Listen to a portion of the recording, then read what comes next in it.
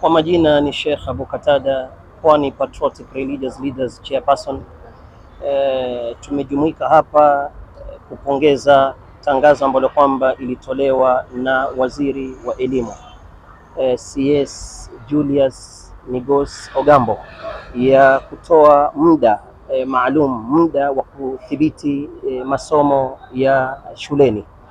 Tumefurahishwa sana na tangazo kama hilo, kama viongozi wa kidini na kama wazazi katika taifa letu hili la Kenya, kwa sababu tulikuwa tunahisi muda ambao kwamba watoto walikuwa wanatoka mapema sana wakirauka kuelekea maskuli na wakirejea muda wa jioni.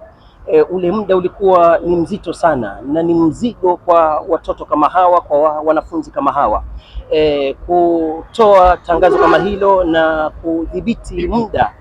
kama huo uliotolewa kuanzia saa 2 asubuhi hadi saa 9, tunahisi huyu mwanafunzi ambaye kwamba yuko katika taifa letu la Kenya amepunguziwa mzigo na uzito ambao kwamba alikuwa anahisi, kwa sababu mbali pamoja na kuwa ilikuwa ni mzigo mkubwa wakati kama huo wote uwe katika masomo na yuko nje, pia wazazi walikuwa wanakosa nafasi ya kuketi na watoto wao, kwa sababu pia hawa watoto wanahitajia fursa na nafasi ya kuketi pamoja na watoto wao. Na vile vile kama viongozi wa kidini tulikuwa hatuna muda wa kutosha wa kuwafunza hawa watoto, kwa sababu tunawasomesha watoto, tutakuwa na mapilot, tutakuwa na maengineer, tutakuwa na madaktari, lakini watakosa maadili, kwa sababu tulikuwa hatuna muda wa kutosha wa kuwasomesha watoto wetu mafunzo ya kidini kama kwenda madrasa. Muda kama huu si haba utasaidia kumsomesha mtoto kama huyu, na awe ni mwenye kumjua Mola wake, awe ni mtoto ambaye kwamba ana elimu ya dunia na vile vile ana maadili. Lakini haitoshi matangazo kama haya yawe ni yenye kutolewa na yabakie katika mitandao ya kijamii. La, twaomba serikali iwe ni yenye kufuatilia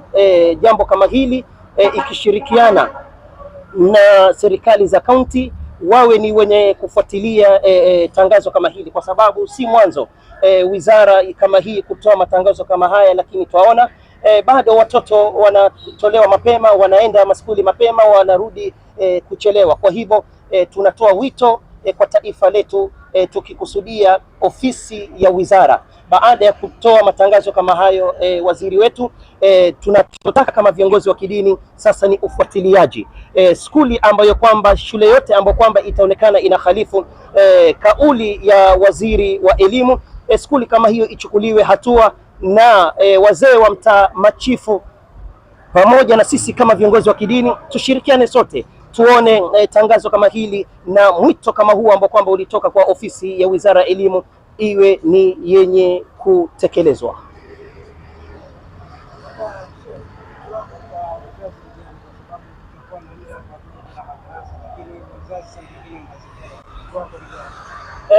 Wito wangu kwa wazazi, tupokee tangazo kama hili kwa njia positive, kwa sababu huenda ni kweli walimu wanataka kutekeleza amri iliyotoka katika ofisi ya wizara, lakini wazazi huenda wakawa ni vikwazo,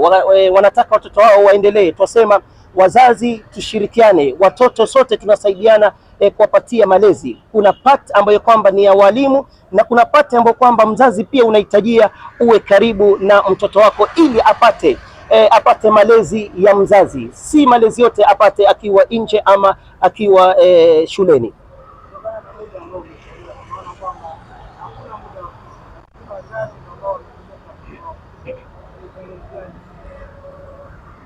Nataraji ni sema kwamba tumejibu ama